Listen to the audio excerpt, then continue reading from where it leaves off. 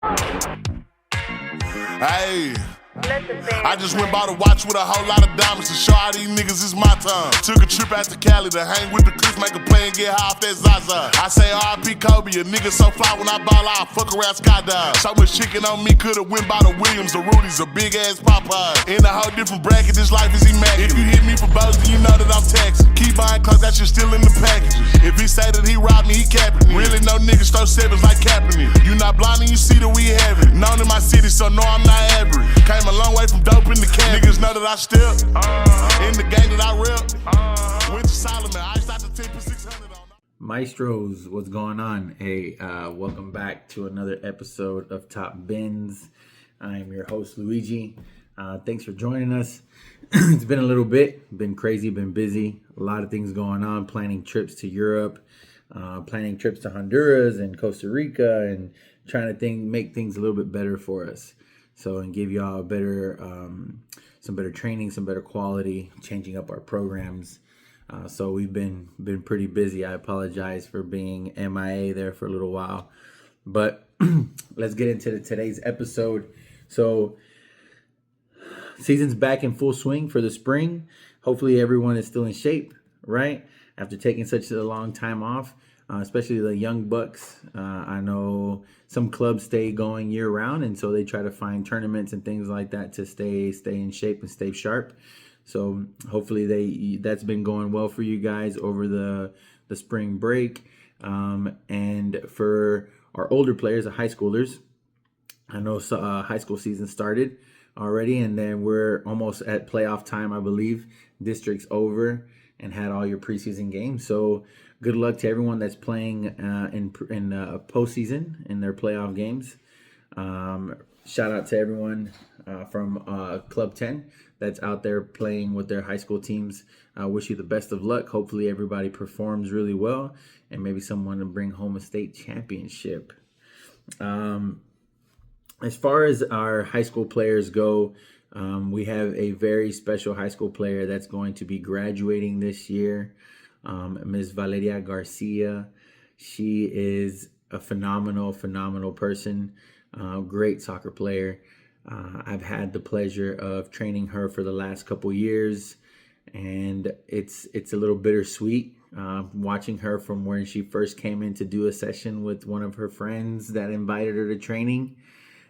She was very, very raw, but she was very determined to learn how to play. And so Valeria came in and with that attitude of determination and put in the work and grinded every single day. Was working out the day before she had games in high school. Did every camp that she had to do. Trained all summer.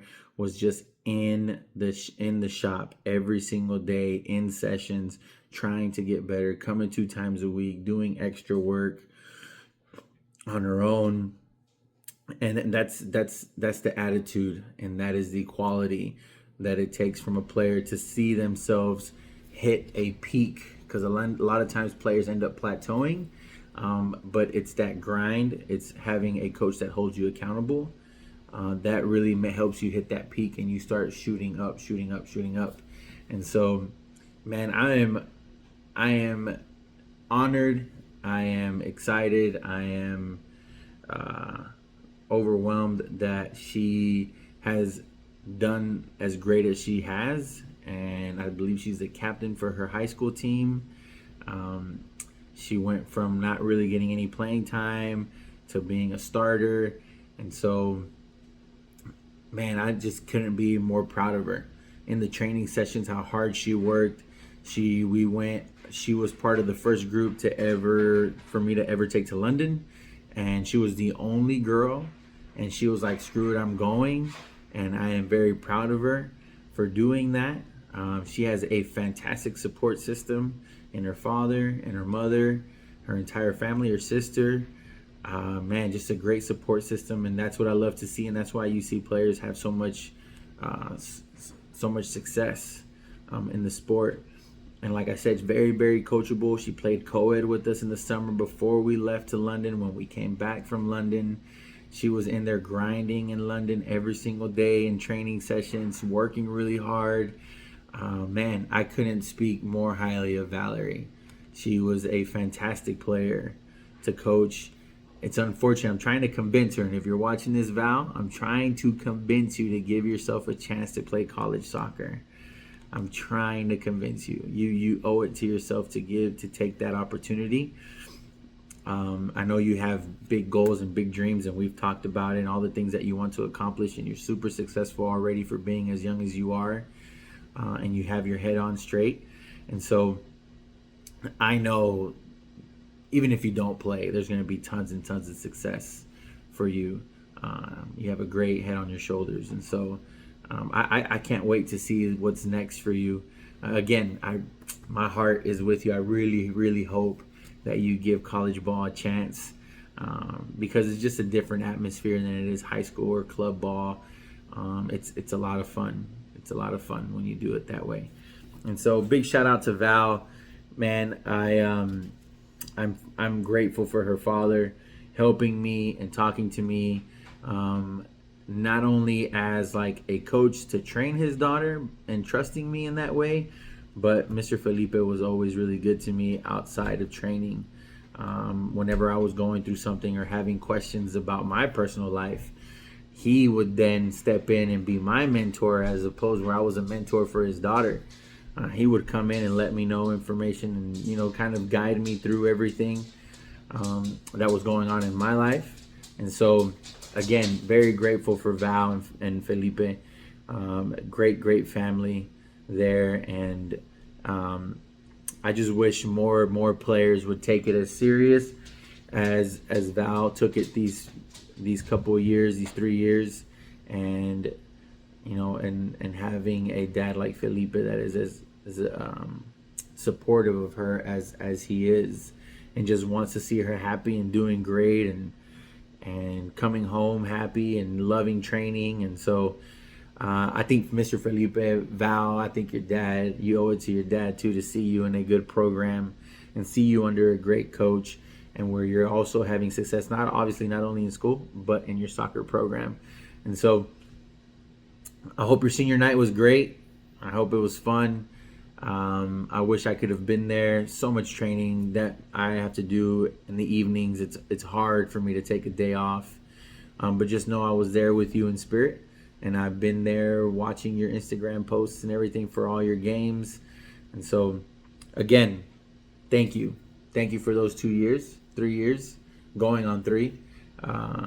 It was a lot of fun. And the banter back and forth was always fun. It was a good time. So if anybody wants to know of a success story, it's Val. And any young lady that wants to play and has the aspirations of playing at a high level and maybe getting a late start, kind of like Val did, I think you should reach out to her and just kind of ask her what she did to get to have so much success. So that is that for our high school spotlight. I want to talk a little bit about some of the training sessions that we've been having. I think that players come into their training sessions with us and they forget to switch on, right? Because they're so used to being at club practices. And this isn't a shot at club or anything or high school. It's just there's so many kids that a coach has to worry about in session and plan a session for an entire group or an entire team, that sometimes we allow players, I don't know if allow is the right word. I should probably change that. We accidentally or not, we don't do it on purpose, but we kind of let a little bit of slacking happen because we're planning so much and seeing so much, that we take our eye off of one group and focus on a different group. So then when we go back to the other group, there's been, 5 minutes or a few minutes of not watching them. And these players can, be very lackadaisical, just not trying really hard. And so since we're coaches going back and forth, players know ahead of time, like they look around and be like, is coach watching? Is coach watching? All right, I'm going to kind of slow it down right now. I'm getting tired, or I'm not going to do it exactly the way he wants me. If I'm going to try to find a shortcut. and different things. And so players have that when they're in their group settings and their team settings, and then when they come with us, they forget to switch and switch on to be like, oh, there's not that many of us in the training session, or it's just me. And so all eyes are on me. And I've had to have conversations with players during sessions, after sessions, that, hey, we need to turn it on. Like, what are we doing here? Like, going through the motions is not okay. Like, receiving, I'm having you receive a certain way. I want you to do headers a certain way, get up off the ground and leap and trap the ball with your chest, do whatever skill we're doing or whatever it is that we're working on has to be done with intensity. I'm receiving the ball, pushing it out, getting to the next step to make a pass. And it looks very casual, just kind of like, oh, just going through the motion. And so I've had to rip in onto a couple players this week. And so it's not the best feeling ripping into them in the middle of a session. But it's a necessity, right? Because parents are paying for results. And so, again, it's time to switch on when a player shows up to our training sessions. And I'm letting them have it during the session. But I try, and sometimes players get their feelings hurt, which is normal, right? I mean, we're getting yelled at and getting talked down and I shouldn't say talked down, but just being challenged. We're being challenged in our session. And maybe we had a bad day at school or, a bad day wherever we're coming from. Something could have happened and it's just putting you in a bad mood. But just know that the training session should be your escape. And so when I'm calling them out and challenging them in their session, they could feel bad. They could be like, Luigi's a jerk and, kind of talk bad back to me and talk back to me, which is not a problem. It doesn't bother me, but we're going to go at it. Like, yes, if you want to have a rebuttal and you want to have a conversation and you want to rebuttal what I'm telling you, like, no worries. But just know that I'm going to give you the same energy. Like, I'm still going to come. I'm not going to dial it back. Like, if anything, we're going to get more intense as we're going through the session and as I see things progress. And so that's one of the toughest part about our sessions. Like, it's just not, I'm not okay with the level of intensity if you're not bringing any. And I want to hear about how well you're doing in your games and the stuff that you're performing and how you're getting tryouts at different clubs and just kind of success stories, right? I don't want to hear, man, I didn't get much playing time or I don't know what's going on. And, I had a bad game. Bad games happen, but we have to analyze why bad games happen. Sometimes we're not always in control of whether we get a lot of playing time or not, right? Because we're not the coach. But it shouldn't be consistent. We should be able to ask our coach, like, well, where's my playing time going? And so even though I have these hard conversations and very difficult and very stern and very like just in your face and try to make you uncomfortable and let you know that I'm noticing everything that you're doing in your session, once the session is done, it's done. It's over. Like, we're regular human beings. Like, we become friends again. The session's over. So try not to hold a grudge. I try not to send players on their way mad. I try to pull them aside. If I see that they're angry, I try to pull them aside and talk to them and let them know, like, hey, listen, you can still say bye. Like, don't leave with your feelings hurt. Don't leave upset. Know that I'm calling you out and doing this because I want better for you. And I think that's where the message gets lost. Just because they hear me speak a certain way and at a certain volume, that they believe that, oh no, like, he's being mean or he's getting on to me. Like, nah, like, to heck with this guy. Like, he doesn't care about me. When in fact, it's the opposite. I actually care a lot about you. And I want you to do better. And there's things that I want you to do a certain way because I know what coaches are looking for. And I want you to have that success on the field. I want you to have that success. And so with me calling you out in those sessions, just know it comes from a place of love. Always. I love all my athletes, all my footballers. And so when it's time to go, everything stays on the field. We don't bring that outside the lines. And so outside the lines, once the session's done, it's like, hey, let's have a quick conversation. Let's hash it out and hug it out, and we'll see you the next time you come back.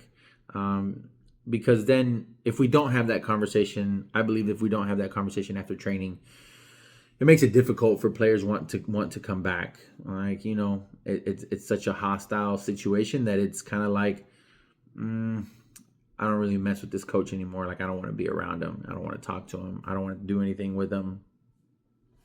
And so that's not my goal.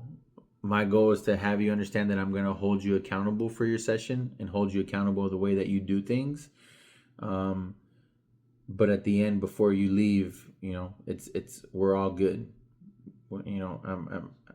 I have love for you, and I can't wait to see you back in the next session and prove me wrong. There's one of our coaches, Otney, that he has said this for years to players. Whenever I call out players and kind of like play the psychological game with them, Otney does a great job at talking to the players and telling them, like, oh yeah, prove Luigi wrong. Prove him wrong. Like, he's saying that about you. Go in there and bang in some goals. Go in there and show him in this session what you can do. Like, don't let him be right. Like, go prove him wrong. And that is the best thing that he can do, because yes, I want players to prove me wrong.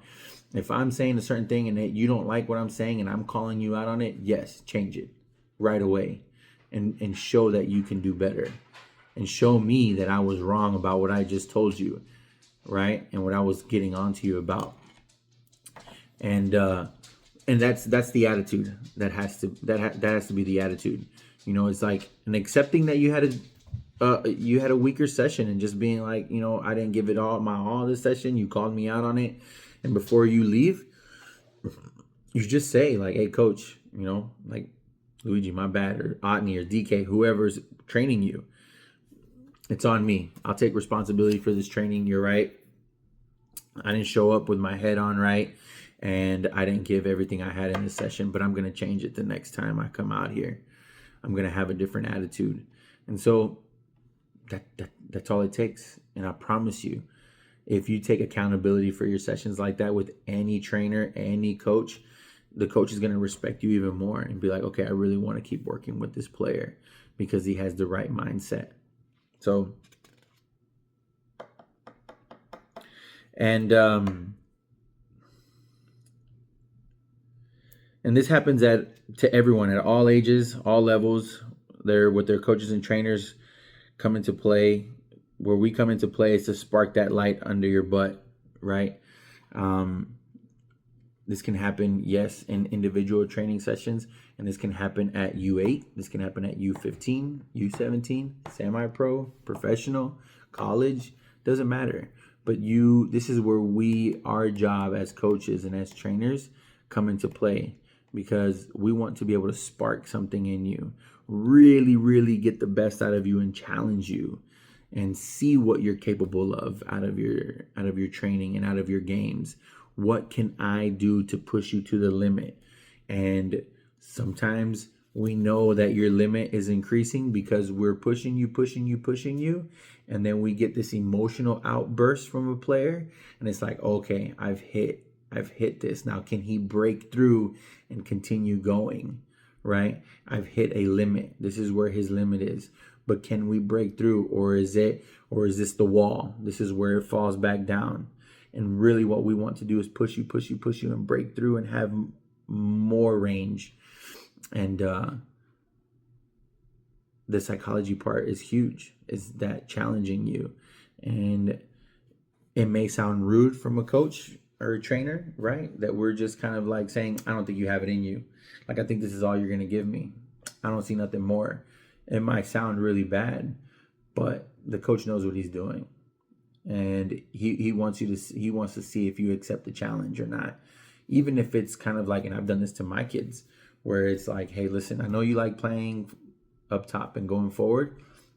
Man, I don't have another defender. Like, you're going to have to play defense. Like, I don't know what to tell you. And you're going to have to become a really good defender this game. Like, don't worry about getting into the attack. You're going to have to play really, really locked down defense if we want to win this game. So I need you to step up and play defense. And that's the challenge, right? And you have to respond to that. So just next time you come out into your training sessions, whether it's going to high school, to club, or to training with your personal trainer or with us, just know there's a switch that you have to hit, guys. There's a switch that you have to hit, because it's not the same in all those levels, right? There's some stuff that you're going to get away with in high school that you can't get away with club. And there's some stuff that you can get away with in club that you can't get away with in high school. And then there's definitely a switch that you can that you need to turn on, because there's things that you can get away with in club and in high school that you cannot get away with in personal training. And so just be conscious, be intelligent, what's the word I'm looking for? Let's be intentional is the word. Let's be intentional with the way that we show up to training. That's what I want you to do. Be intentional this week in all your training sessions, and know ahead of time what switch you have to hit pertaining to where you're going to go play. So have an intentional week. Shout out to all our high school players, and we'll see you next time.